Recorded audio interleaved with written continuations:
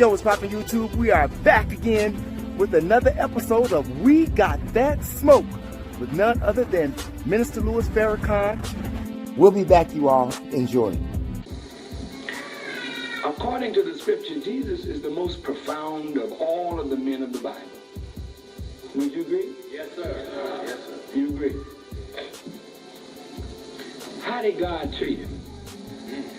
I mean, did he say, oh, this is my son? Sit on a silk pillow over here and command them and let them come and serve you. How did he treat him? I mean, that boy was catching hell from before he was born. Come on. But yet, he was the choice of God. But while he was in the womb, they were planning against his life. When he came from the womb, they were planning against his life. He had to run and flee and hide.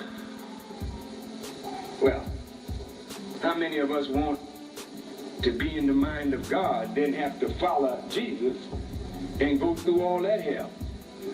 Well, whether you wanted to follow him or not, you did. That's right. Because you've been running, fleeing, hiding.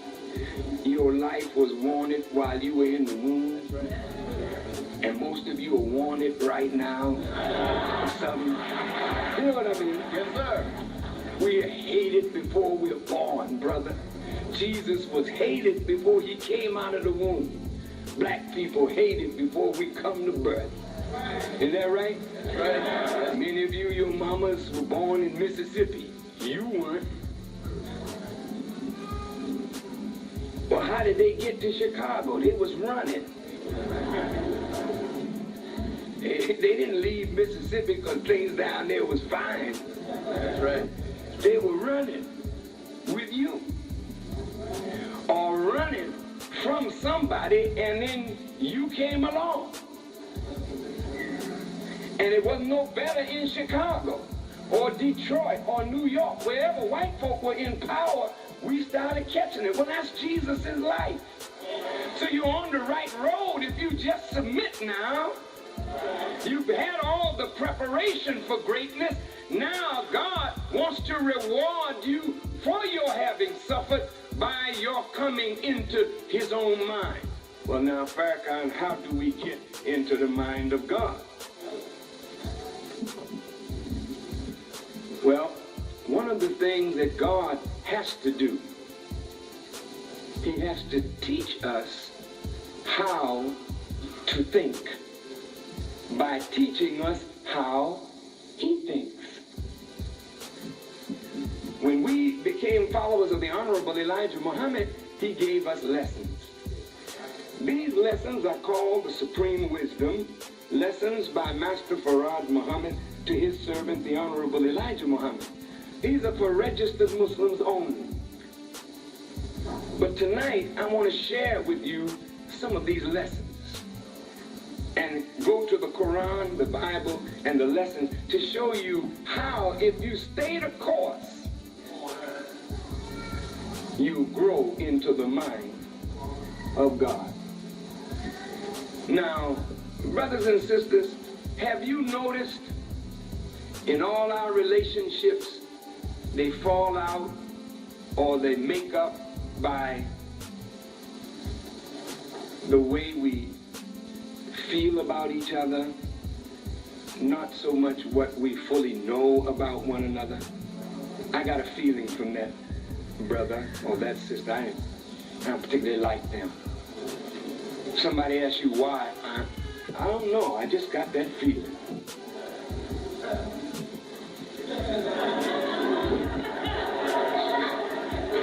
When you feeling around like that, you're blind. Blind people have to feel. You see them tapping along, feeling their way. When you deal only with your feelings, you and I will never become great men and women. If you're going to live in the world of emotions, then we'll always be hot and cold, lukewarm. lukewarm. We'll just keep shifting back and forth because we move by emotions. I'm going to deal with emotions tonight and show if I have time. If not, we'll continue it at another time. But I want to start this subject because it's become so dear to my heart. Because as I'm growing, I have got to learn to think less emotional and more mathematical.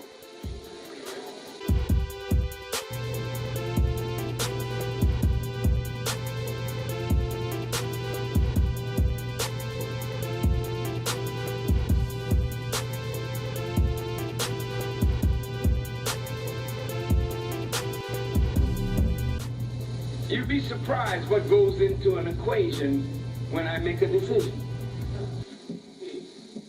You'd be surprised. I would be surprised too. You know, I have looked at some of you, and this is true,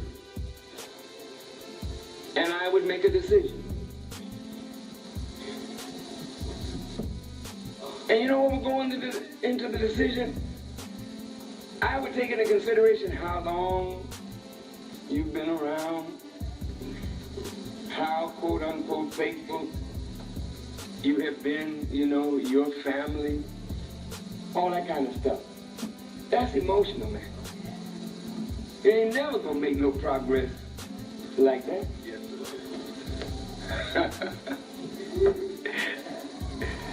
I mean, it's nice, but God, you know, wants his man to come up now. Yes, sir. Yeah. Look at a thing and say, well, what is the performance here? That's right. I ain't got nothing to do with your wife, ain't got nothing to do with your children. It don't have anything to do with how long I've known you, how sweet you are. What is your performance here? What do you know and what can you produce? What are the actual facts of you? And if it's mathematical, see, it appears kind of cold. Sorry. You have to find another kind of employment because you're not fit for this job. See that? All these years I've been with that nigga, he busts me down. It's the way we think. See, now we're taking it emotionally. Right. He busted. Like when you get fired, you know what I mean?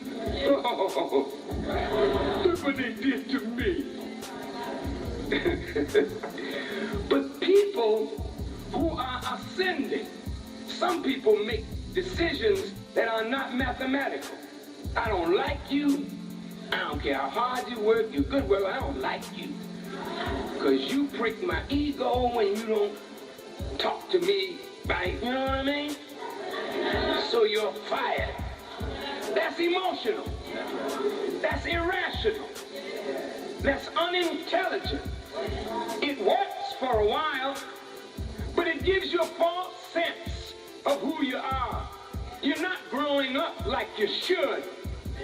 But if we look at the thing purely mathematical, unemotional, detach the emotion and look at the mathematics of it. Then make your decision. God don't care nothing about your feelings. He ain't built not at all. God don't care nothing about your feelings. Look, let me prove my point. Do a mother love her baby?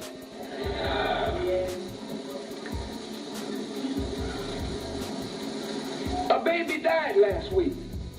A crib death. It hurt the mother. It hurt the father. It hurt the family. What did God think? He said, I give life. I cause death. Some of you I take in the cradle. Some of you I stop in the womb. Some I allow to grow to maturity. Some I allow to go back to the worst part of life, that after knowing they know nothing, meaning they become senile. I, God, do this. Ain't no emotion here. I don't care how many of you cry at the funeral. That's on your level. God ain't troubled by that. He said, I'll wipe away your tears. You believe in me, but I'm gonna bring some stuff in your life. I ain't emotional. This is God talking, not me. I'm not talking. God is talking.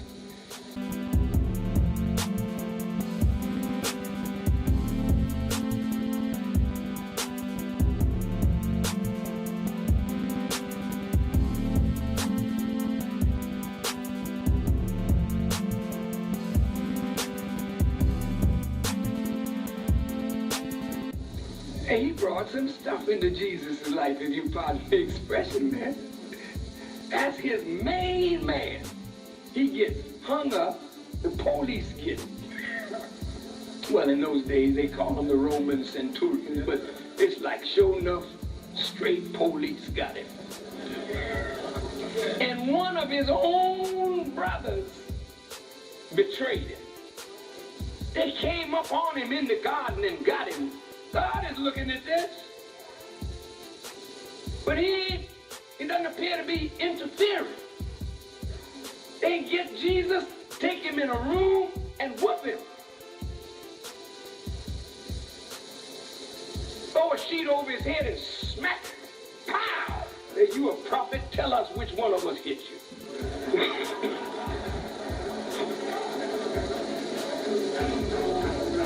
That's cold. Now, you know, we've been in this, brothers. Any of us that been arrested by white folks, they get us down in that cell and whoop the hell out of us. We know what that's like to get a show enough whooping by the police. Well, can you imagine the Son of God in that kind of shape? Just imagine yourself. You one of the sons. Police living in your mouth like a dentist.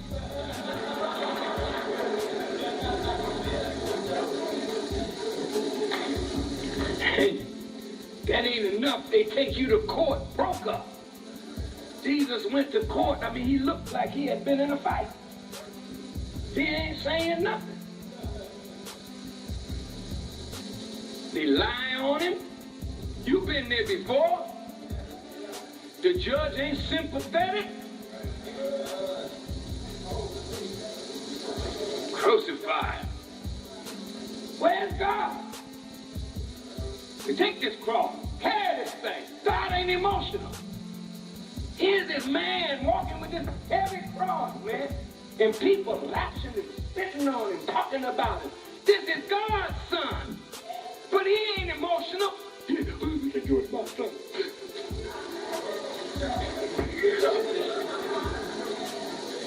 He said, go ahead, boy. I'm with you. And the son said, you sure?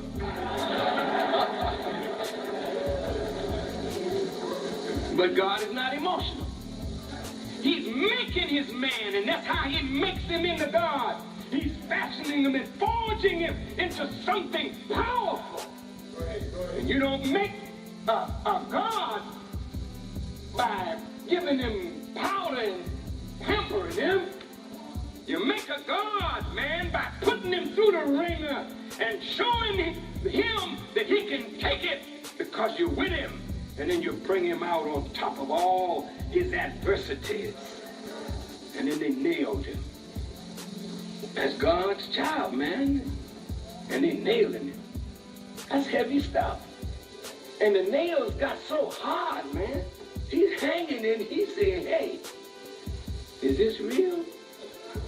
God, why have you forsaken me? He began even to think strange thoughts about God. And let me tell you something. When you follow truth and it gets you in trouble, you begin to wonder, why did I ever believe? It was like meeting a man, you know, and you fall in love with him, sister. He's so cute. But in the delivery room,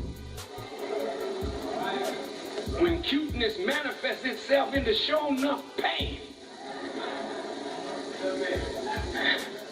then you may cuss that man in the delivery room Say, Lord, when did I ever meet this nigga? And some women cuss their husband under those circumstances. So you can imagine Jesus, he's in pain, and he's saying, my God, why have you forsaken me? God let him go right to the hour when he gave up the ghost. God let him go to that hour where the enemy thought they had triumphed over him. God let him go all the way to a tomb and then showed his power. Now look, brothers and sisters, God is making somebody. And Jesus don't ask you and me to worship him. He said, if you want to be an heir to what I'm an heir to, then come, follow me. Don't run from your cross. You thought just he had one? You sing the song, must Jesus bear the cross alone and all these black folk go free?